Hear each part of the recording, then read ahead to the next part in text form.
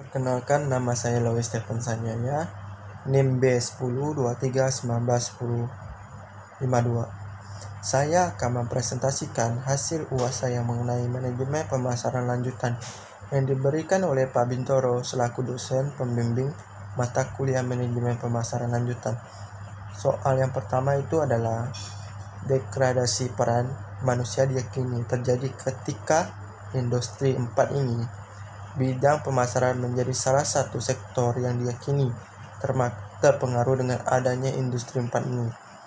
Terdapat ketakutan peran manusia akan tergantikan di sana. Namun konsep Society 5 ini atau industri 5 ini yang digagas pertama kali oleh Jepang meyakini bahwa masa depan tetap akan berpusat pada peran manusia dengan tetap memanfaatkan teknologi sebagai basisnya. Dengan begitu, manusia tidak akan kehilangan peran di era digital. Sebagai seorang pemasar masa depan, coba saudara sampaikan secara detail terkait yang A itu pengetahuan apa saja yang perlu dimiliki. Yang kedua itu atau B, keahlian apa saja yang perlu dikuasai. Yang pertama itu yang A, pengetahuan apa saja yang perlu dimiliki. Apa yang perlu dimiliki? Indonesia untuk menjadi bangsa digital yang maju, yang harus berani memiliki mimpi yang besar. Oleh karena itu, masyarakat mendorong agar masyarakat lebih meningkatkan pemanfaatan teknologi digital. Mimpi-mimpi besar ini perlu direalisasikan melalui upaya edukasi dan peningkatan literasi serta capacity building masyarakat Indonesia, khususnya di bidang teknologi informatika dan komunikasi. Pada era ini, Indonesia sedang memasuki era revolusi industri 4 ini. Dalam tahap revolusi industri yang keempat ini, di tahap ini, teknologi dan sistem digital seperti artificial intelligence, cloud computing, dan intelligence of things yang dimanfaatkan sebagai alat untuk membantu aktivitas sehari-hari di masyarakat. Dalam menilai, negara lain seperti Jepang juga sedang berupaya untuk merealisasikan era Society 5 ini atau 5 ini, era masyarakat baru. Meskipun berbeda konteks demokrasi dengan Indonesia sebelumnya, kita bisa belajar bahwa ruang cyber dan ruang fisik tidak dapat dipisahkan satu sama lain. Oleh karena itu, inovasi teknologi digital hadir untuk menyelesaikan masalah dan tantangan sosial ekonomi dalam masyarakat. Kondisi demikian menjadi manusia, benda, juga sistem yang ada menjadi sangat terhubung dalam suatu ruangan era disrupsi digital, menjadikan teknologi informatika dan telekomunikasi sebagai hal yang sangat signifikan, tidak hanya dalam kehidupan masyarakat, tetapi juga dalam hal perkembangan ekonomi negara. Diprediksi pada tahun 2045 yang akan mendatang, di usia tepatnya ada 1 abad, Indonesia diprediksi akan menjadi salah satu dari 5 negara terkuat dengan PDB yang diproyeksi mencapai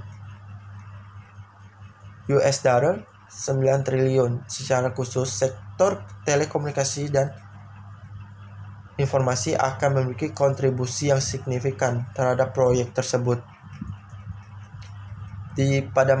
Pada masa pandemi COVID-19 ini, saat sektor lain pada perekonomian Indonesia justru mendapatkan tekanan yang besar dan kontraksi yang sulit dihindarkan, sektor komunikasi dan informatika tetap dapat positif sebesar 9,6% pada kuartal pertama pada tahun 2020 year on year, dan bahkan pertumbuhan 2 digit sebesar 10,88% pada kuartal kedua tahun 2020 year on year. Dan bahkan transformasi digital melihat potensi yang besar di sektor komunikasi dan informatika, serta dampak pandemi COVID-19 ini yang membuat semua elemen tergantung pada solusi teknologi digital ini. Mengenai masyarakat 5 ini atau Society 5 ini, sebuah upaya Jepang untuk membuat keamanan dan kesejahteraan manusia Masyarakat yang terpusat pada manusia menyeimbangkan kemajuan ekonomi dengan misalnya masalah sosial melalui sistem yang sangat mengintegrasikan dunia, apalagi dunia maya dan ruang fisik saat ini. Kemajuan melalui inovasi dalam sains dan teknologi yang sangat luar biasa seperti peningkatan dramatis dalam daya komputasi. Hal ini peningkatan bisnis dan masyarakat. Pada saat yang sama, dunia menghadapi tantangan global seperti menipisnya sumber daya alam, pemanasan global, tumbuhnya ekonomi, dan kejahatan. Kita hidup di zaman yang penuh ketidakpastian dengan pertumbuhan di semua tingkatan. Oleh karena itu, sangat penting bagi kita untuk memanfaatkannya atau memanfaatkan informasi semaksimal mungkin guna mendapatkan pengetahuan baru dan menciptakan nilai-nilai baru untuk membuat hubungan antara manusia, benda, dan antara dunia nyata dan dunia maya secara efektif dan efisien demi menyelesaikan masalah di masyarakat, menciptakan hidup lebih baik untuk rakyat, dan mempertahankan pertumbuhan ekonomi dan sejahtera dan sehat. Pada tahun 2016, sebuah inisiatif yang disebut dengan Masyarakat 5 ini atau Industri 5 ini diusul oleh Kabinet Jepang dalam Rencana Dasar Sains dan Teknologi ke-5 ini dengan visinya untuk menciptakan masyarakat super cerdas atau MSC. MSC, manusia sebagai tahap perkembangan ke-5. Pada perkembangan berikutnya sebelum memanfaatkan pemburu atau pengumpul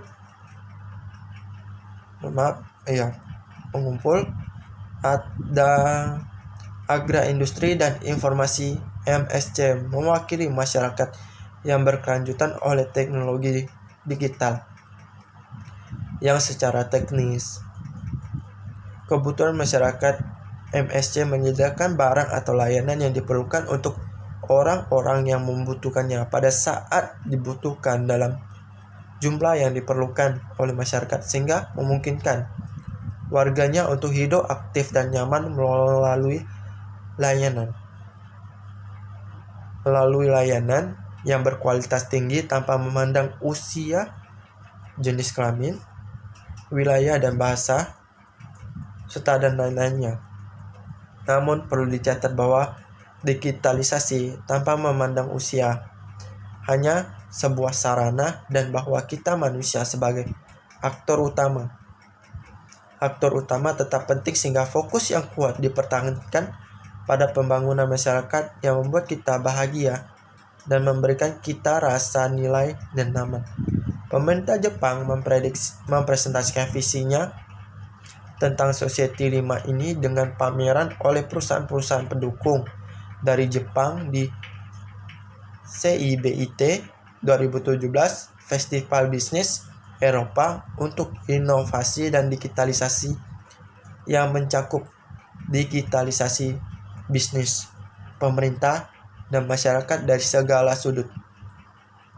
Tujuan pembangunan berkelanjutan atau Sustainable Development Goal atau SDGs PBB diadopsi pada bulan September 2015 sebagai pedoman untuk seluruh dunia. Prinsip penggerakannya adalah mewujudkan perdamaian dan kemakmuran bagi semua orang dan planet ini dengan menanggapi tantangan dengan inklusivitas, tidak meninggalkan siapapun. Pemerintah Jepang telah membuat prinsip-prinsip panduan penerapan SDG dalam bidang sains, teknologi, dan inovasi atau STI, dan memberikan rekomendasi yang meliputi menciptakan masa depan global melalui masyarakat 5 ini. Yang kedua, mendukung solusi menggunakan data global secara keseluruhan. Yang ketiga, mengapresiasikan kerjasama di tingkat global. Dan yang terakhir itu membina sumber daya manusia untuk melakukan upaya IMS dan SDGs ini. Selanjutnya yang B. Keahlian apa saja yang perlu dikuasai?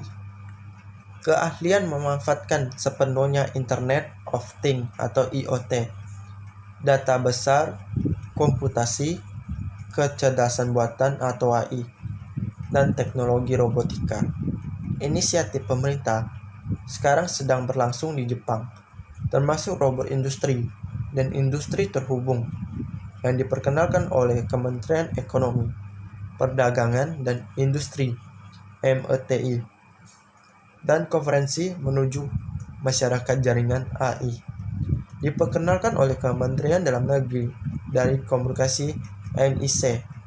Inisiatif-inisiatif ini pada dasarnya menunjukkan untuk mengembangkan platform teknologi umum, layanan dan sistem untuk menciptakan pasar baru dan transformasi menjadi masyarakat yang makmur dengan menciptakan nilai-nilai baru melalui sistem fisik cyber atau CPS, menunjukkan berbagai data item besar yang dikumpulkan dari perangkat penginderaan cerdas dengan daya rendah dan jaringan kemudian disimpan di perangkat penyimpanan informasi.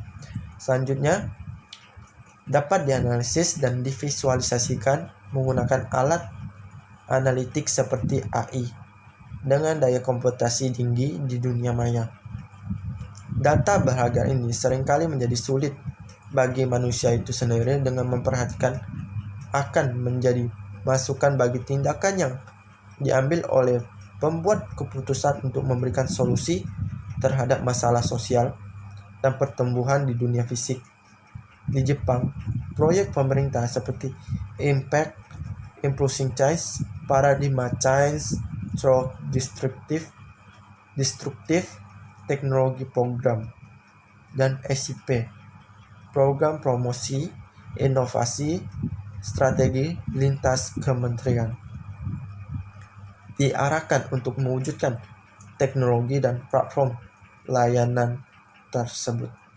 Impact dirancang untuk mengembangkan industri dan masyarakat melalui penelitian dan mengembangkan dengan risiko dan dampak tinggi, sementara SIP mencakup semua jalur dari penelitian dasar hingga strategi luar yang efektif atau aplikasi praktis komersialisasi, serta mengambil inisiatif untuk mereformasi peraturan dan sistem.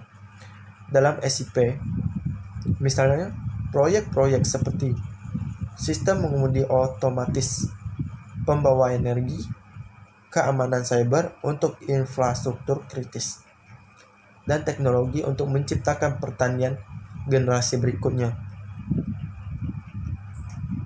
dan kehutanan serta perikanan sekarang sedang berlangsung dengan anggaran yang dialokasi dari Dewan untuk Sains, Teknologi dan Inovasi, disingkat dengan CSTI, yang bertanggung jawab untuk merencanakan kebijakan IMS di bawah kabinet Jepang.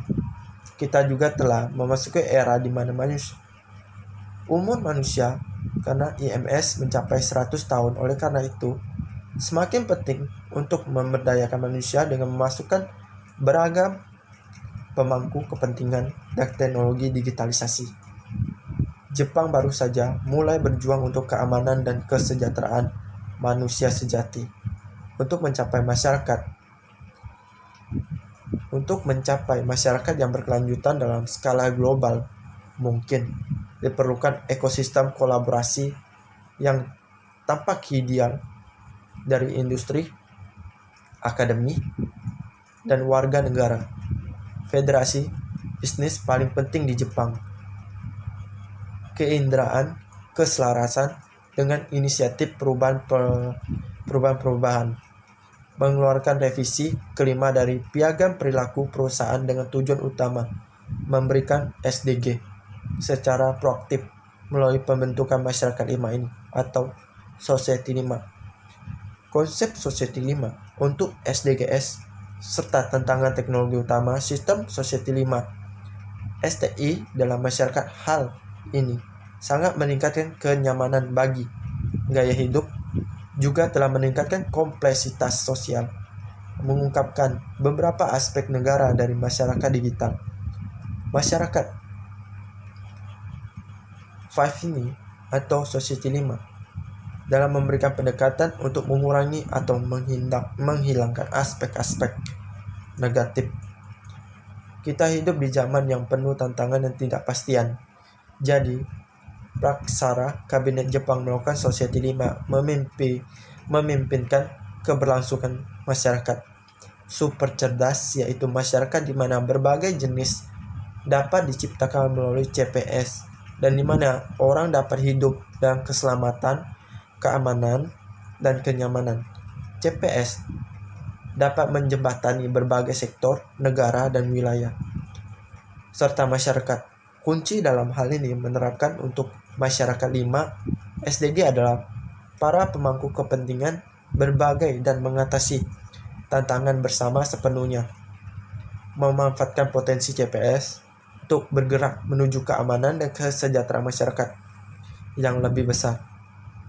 Kita perlu melakukan transformasi melalui ekosistem kolaborasi dengan visi bersama untuk masa depan yang diciptakan dengan partisipasi semua pemangku kepentingan masyarakat 5 ini. Secara khusus kita mengambil tindakan berikutnya, menghadirkan visi berupa masa depan pada masyarakat 5 melalui IMS, memahami dan mengatasi tantangan dengan mencapai nilai-nilai baru melalui CPS, dan membangun kolaborasi antara industri, akademis multidisiplin, dan sektor publik dan swasta. Selanjutnya menuju ke soal yang kedua. Hampir 90% perusahaan rintisan atau startup gagal untuk mempertahankan bisnisnya. Hanya ada 10% perusahaan rintisan saja yang bisa bertahan. Coba saudara susun sebuah konsep berdasarkan knowledge yang Anda miliki selama belajar pemasaran terkait apa saja yang perlu dilakukan bagi startup yang masih berada di tahap awal untuk tetap dapat eksis dan memiliki sustainable competitive advantage atau memiliki daya saing yang berkelanjutan. Artian digital startup menurut saya adalah perusahaan rintisan yang memanfaatkan kecanggihan teknologi informasi dan komunikasi seperti internet untuk memberikan layanan pada customer. Digital startup adalah perusahaan yang dirintis di dunia yang sudah serba canggih seperti sekarang ini untuk memberikan solusi atas masalah yang dihadapi masyarakat. Contohnya Traveloka, Gojek, Shopee, dan lain-lainnya. Dalam pengertian di atas, saya diberikan pertanyaan bagaimana cara memiliki sustainable competitive advantage, memiliki daya saing berkelanjutan. Dalam hal ini, dalam konsep pemikiran saya, untuk membuat startup memiliki fondasi kuat waktu membangun startup ini, ada kemungkinan besar startup yang dibuat bisa bertahan lama, serta bisa dikenal di khalayak ramai, jasa produk yang diinginkan konsumen, serta harga yang terjangkau. Dengan konsep membuat startup ini, saya harus memfokus sebuah produk dan kelanjutan ke depannya, memprospek ke depannya lebih baik. Dalam era ini, zaman generasi milenial dan generasi Z memiliki yang instan, produk yang bisa dijangkau pada generasi tersebut. Dengan hal ini, konsep saya adalah all shop, ID serba sepatu. Pada awalnya, untuk menyelesaikan masalah yang dihadapi, kawan saya memiliki toko sepatu yang dulunya tokonya kecil, sekarang menjadi toko yang ideal selama 2 hingga 3 tahun. Yang terjadi pada toko tersebut melihat sebuah kekurangan. Sebuah toko sepatu tersebut membuat saya termotivasi meningkatkan sebuah e-commerce berupa startup berbentuk digital, memperluas jejaring agar toko sepatu ini bisa memperluas lebih banyak dan memperbesar tokonya. Cara-cara saya melakukan agar sustainable competitive advantage menjadi berkelanjutan dengan cara yang beragam menurut saya. Yang pertama itu adalah ide bisnis. Ide yang saya pikirkan sebuah sepatu dengan harga yang terjangkau, yang mumpuni pada generasi milenial dan generasi Z. Dengan harga sepatu yang bisa dijangkau dengan generasi tersebut membuat saya termotivasi membuat startup ASOS ID serba sepatu ini. Dengan sepatu merek yang diminati, harga terjangkau, kekuatan, ketahanan, gak jauh beda dengan sepatu yang lainnya, serta kualitas beauty sepatu juga sangat menarik sehingga bisa menarik generasi ini. Yang kedua, membangun keberadaan offline dan online. Ketika startup sudah membangun, saya menginginkan usaha eksis dan diketahui banyak orang. Maka dari itu, membangun keberadaan offline dan online menjadi suatu hal yang teramat esensial.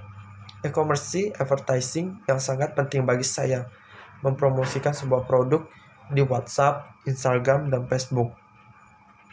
Dalam bentuk offline, saya menawarkan kepada masyarakat yang terorientasi pada mahasiswa, SMA, SMP, dan SD. Orang yang datang di toko sepatu tersebut bisa mengetik Instagram, scan barcode WhatsApp, serta Facebook. Sehingga para konsumen lebih bisa nyaman membeli produk tanpa datang ke tempat, memilah-milah produk sepatu yang diinginkan dengan jasa Gojek yang terpercaya, membuat pengantaran barang lebih aman. Hanya santai di rumah, mesan barang di ASOS ID serba sepatu akan dengan mudah memesan barang dengan ASOS sepatu ini dengan bersantai di rumah, barang akan sampai ke rumah Anda. Dengan kualitas, ukuran, beauty pada sepatu yang sangat menarik, kekuatan serta ketahanan membuat produk ini bisa dipercaya. Selanjutnya adalah yang 3, strategi STP pada ASOS ID serba sepatu.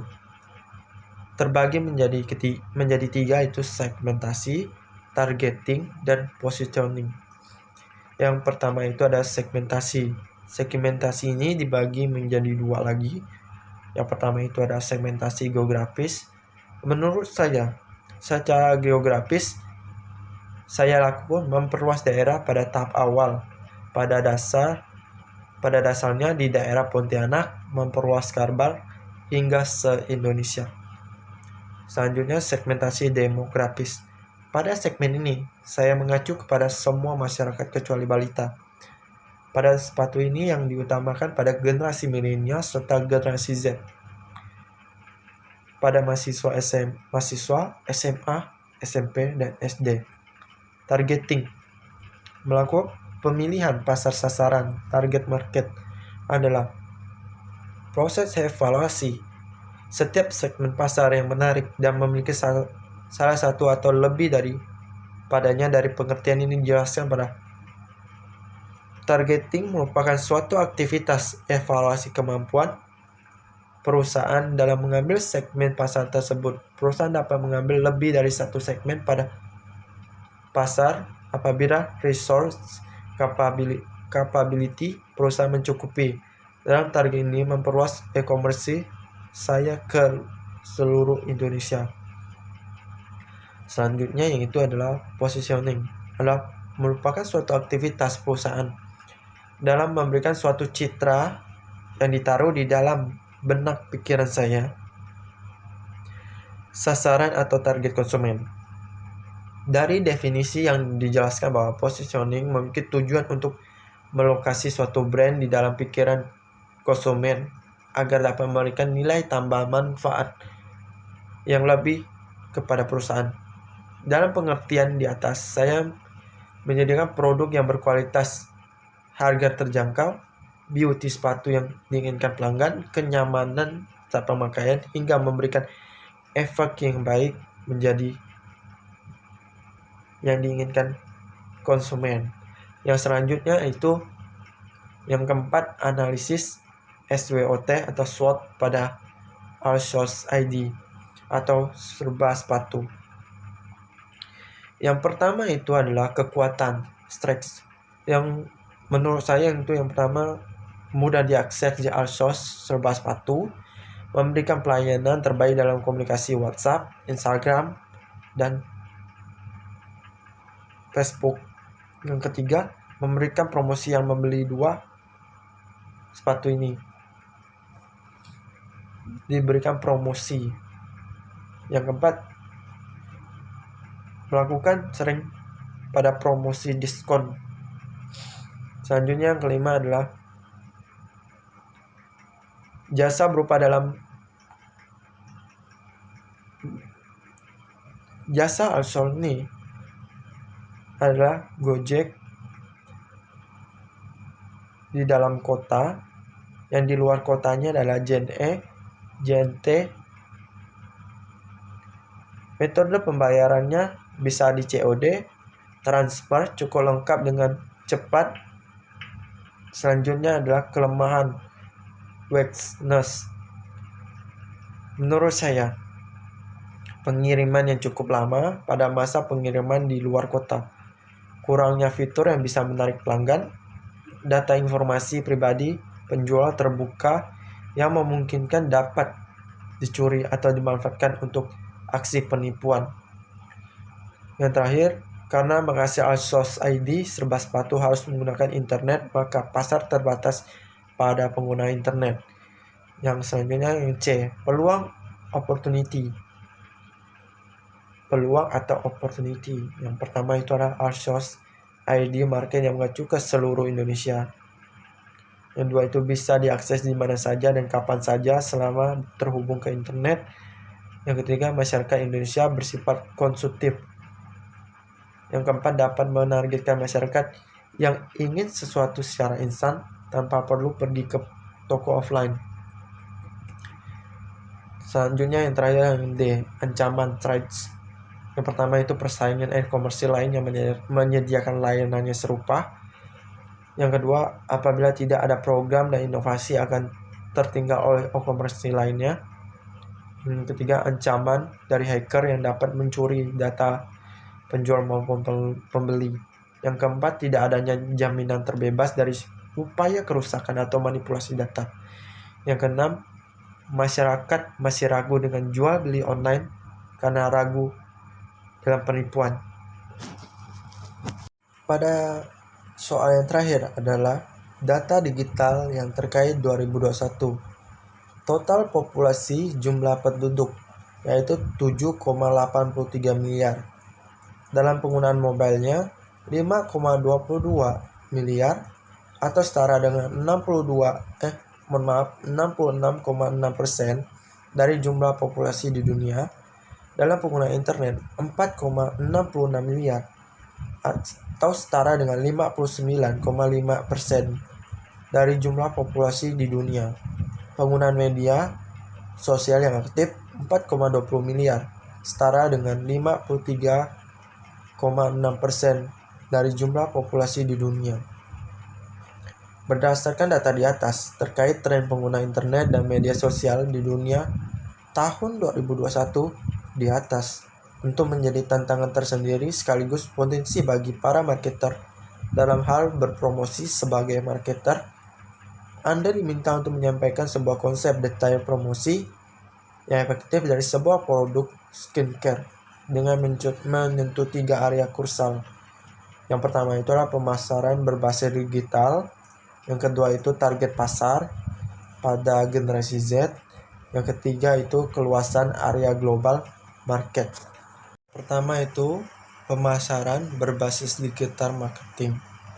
Yang dilakukan oleh skincare dapat berpengaruh besar dalam menentukan pemasaran digital yang mengacu pada Instagram pada pemasaran produknya serta bekerja sama dengan Shopee sehingga produk menjadi yang terbaik pada kelasnya serta target untuk para wanita. Skincare ini banyak diminati oleh kaum wanita dan pengguna mobilenya mencapai 5,22 miliar atau setara dengan 66,6 miliar.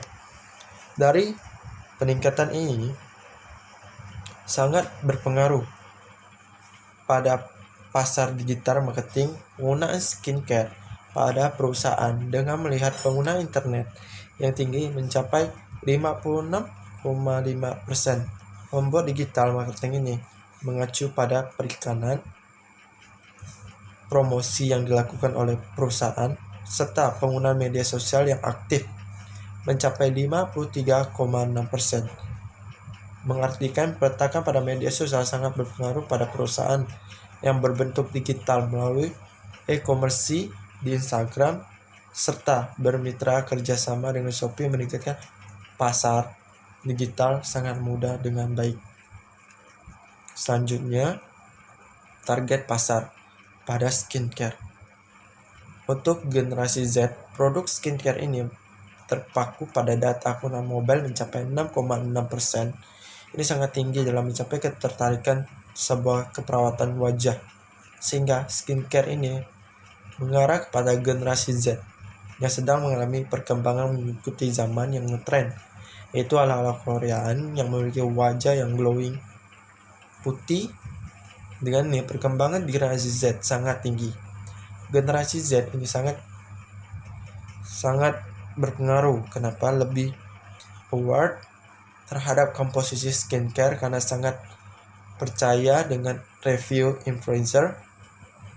Jadi yang mempengaruhi mereka adalah beauty influencer. Mereka dikasih atau ingredients aktif yang ada di skincare. Sedangkan pengguna internet 53,5%. Pengguna internet ini pada generasi Z dengan untuk mengetahui produk skincare sangat tinggi dan pengetahuan tinggi pula. Generasi Z lebih memahami setiap para aktif yang ada pada produk skincare dibandingkan generasi milenial dengan lainnya. Dan yang terakhir, penggunaan media sosial yang aktif. Karena maraknya informasi produk kecantikan palsu, atau abal-abal, maka dari itu generasi Z memiliki kewaspadaan terhadap produk-produknya, serta memiliki label BPOM membuat para generasi Z 90% percaya terhadap produk tersebut. Adalah 53,6%. Dapat diartikan penggunaan internet sangat berpengaruh e-commerce pada skincare ini. Dengan peningkatan internet membuat para generasi mendapatkan informasi yang real dan terpercaya sebuah produk di perusahaan skincare. Atas tingginya media sosial yang dilakukan berlaku pada digital marketing, yaitu Instagram, WhatsApp, serta bermitra dengan Shopee bisa membuat generasi dapat percaya atas produk yang dikeluarkan atau produk baru. Keaktifan internet, apalagi generasi Z, sangat pengen tahu sebuah produk kandungan yang amat dipakai serta produk yang terpercaya pada skincare ini. Karena maraknya informasi membuat generasi ini sangat perlu diwaspadai. Dan selanjutnya itu yang ketiga, keluasan area global market. Yang pernah itu menurut saya skincare berada ini pemasarannya yang cukup luas, hampir seluruh Indonesia, banyak dimumpuni oleh para wanita, apalagi mengikuti tren ke ala-ala Koreaan, wajah glowing dan sebagainya.